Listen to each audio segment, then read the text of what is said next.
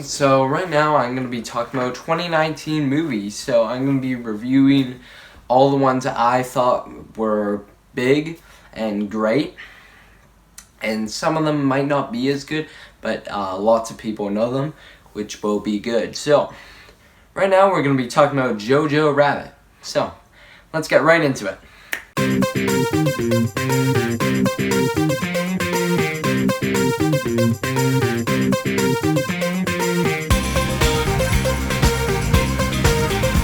We return.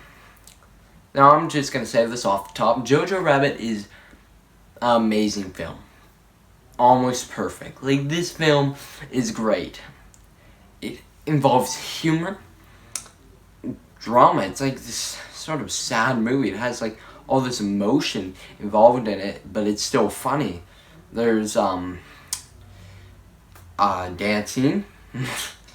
It just all somehow connects inside of it. It's just such a beautiful film to watch, and I just can't stop thinking about it some days. Like, wow, Jojo Rabbit was such a great film. How come no one saw it? $25 million? Like, that's not that much for the box office.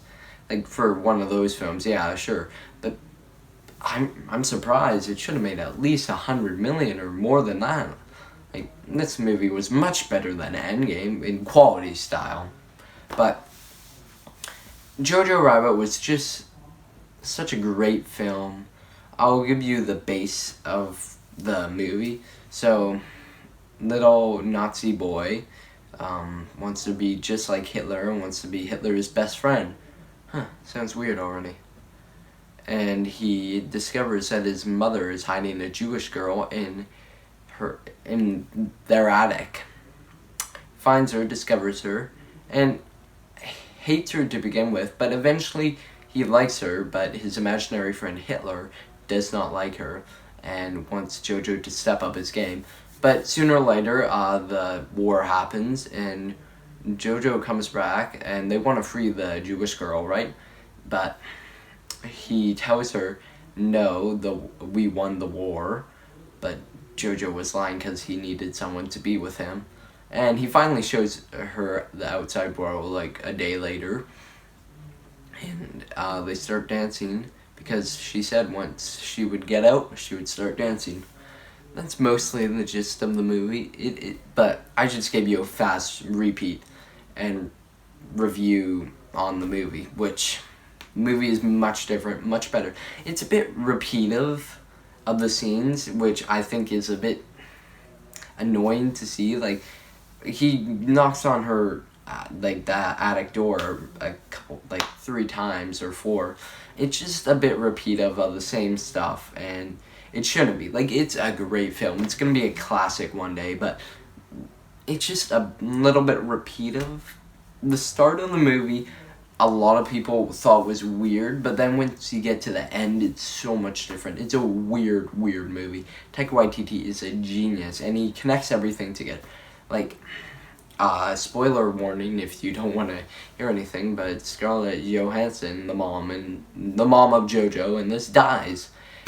But before that, she says you'll meet someone really special and get butterflies in your stomach.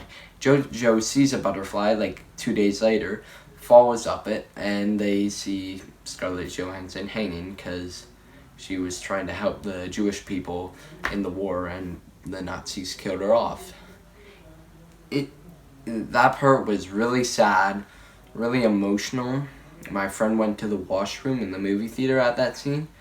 I feel kind of bad for him because he missed like the most important scene in the movie, but still, it just was such a great movie.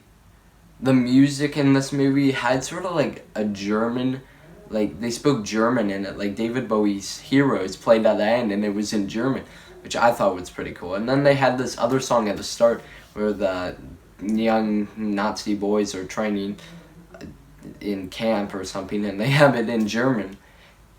It's a very odd film, but a very awesome film.